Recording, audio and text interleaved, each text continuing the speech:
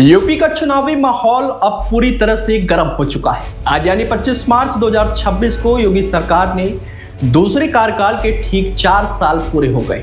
मतलब अब बस 1 साल बाकी है और 2027 के विधानसभा चुनाव की घंटी बजने वाली है।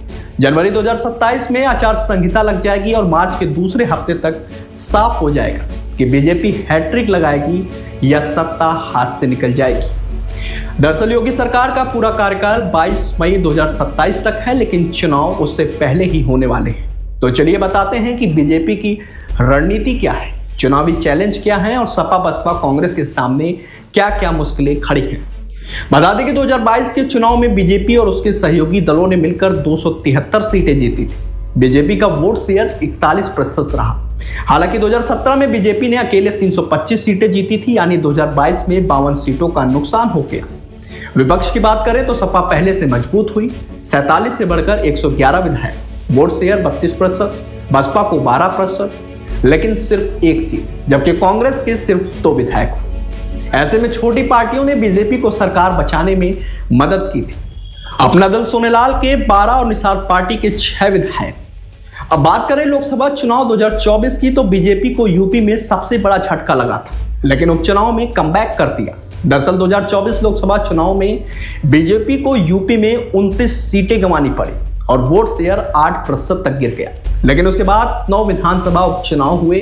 बीजेपी ने कुंदरकी, कटहरी, मसमा, फूलपुर, गाजियाबाद, खैर समेत 7 सीटें जीत ली। इतना ही नहीं, अयोध्या की मिल्कीपुर सीट पर भी बीजेपी ने सपा को हराकर अपना बदला ले लिया। इसके बाद विधानसभा में बीजेपी के विधायक 255 से बढ़कर 257 हो गए, जबकि सपा के 111 से घटकर 102 रह गए। चलिए बताते हैं कि 2027 को लेकर बीजेपी के लिए 5 बड़ी मुश्किलें क्या है। पहला, लोकसभा हार के बाद केशव मौर्य का बड़ा बयान, संगठन सरकार से बड़ा है। दूसरा, महाकुंभ 2025 में भगदड़ और आग का मामला। तीसरा, माघ मेला 2026 में शंकराचार्य और ब्राह्मणों से जुड़ा विवाद। चौथा, ओबीसी आरक्षण पर हाईकोर्ट का फैसला, फिर सुप्रीम कोर्ट में की गई अपील। पांचवां, हाथरस कथा भगदड़ में 121 लोगों की मौत।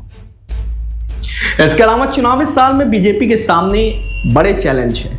सपा का पीडीए, पिछड़ा दलित अल्पसंख्यक फैक्टर, अगड़े वर्ग में नाराजगी, यूजीसी नियम, शंकराचार्य मामला, सहयोगी दलों को संतुष्ट रखना और सीट बंटवारा। सूत्रों की माने तो 30 से 40% विधायकों के टिकट इस बार कट सकते हैं।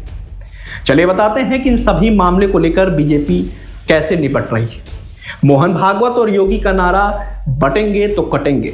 हिंदू वोट को एकजुट करना, 15,000 से ज्यादा नए बूथ कमेटियां बनाई जा रही है। SSS फॉर्मूला, संगठन सरकार संघ की पूरी ताकत। इसके अलावा विकास प्लस हिंदुत्व का दोहरा खेल। चलिए बात करें विपक्षी पार्टियों की, तो सपा पीडीए को और मजबूत कर रही है। 2024 लोकसभा में सपा कांग्रेस गठबंधन ने 43 सीटें जीती। कुर्मे निषाद ने सेंध लगाई। चुनौती की बात करें तो अगड़े वोट सपा के पूरी तरह से कट गए। कोई बड़ा आंकड़ा चेहरा नहीं है सिवाय माता प्रसाद पांडे के, और कांग्रेस के अलावा कोई मजबूत साथी भी नहीं सपा के पास। बसपा की तैयारी और चुनौतियों की बात करें तो मायावती ने कांसीराम पुण्यतिथि पर लाखों की भीड़ लखनऊ में जुटाई थी। दलित, ब्राह्मण, मुस्लिम, अति पिछड़ा गठजोड़ बनाने की कोशिश जारी है। 100 से ज्यादा प्रत्याशी जल्द घोषित करने वाली है।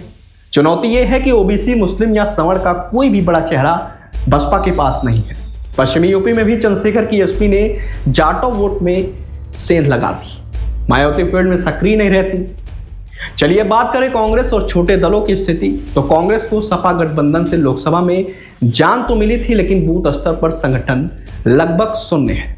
अपना दल सोनेलाल, रालोद, निषाद, सुभाषपा, ये चारों मिलकर 33 विधायक रखते हैं। इतना ही नहीं, ये बीजेपी से ज्यादा सीटें छीनने की कोशिश में भी लगे हुए हैं। कुल मिलाकर 2027 का मुकाबला काफी रोमांचक होने वाला है। बीजेपी हैट्रिक की तैयारी में जोर शोर से लगी है, जबकि विपक्ष पीडीए और गठबंधन के भरोसे है। अब देखना यह है कि विकास, हिंदुत्व और जात का कौन सा फॉर्मूला काम करता है या पीडीए हावी हो जाएगा। आप क्या कहते हैं, कमेंट में जरूर बताइए। 2027 में कौन बनेगा यूपी का बादशाह।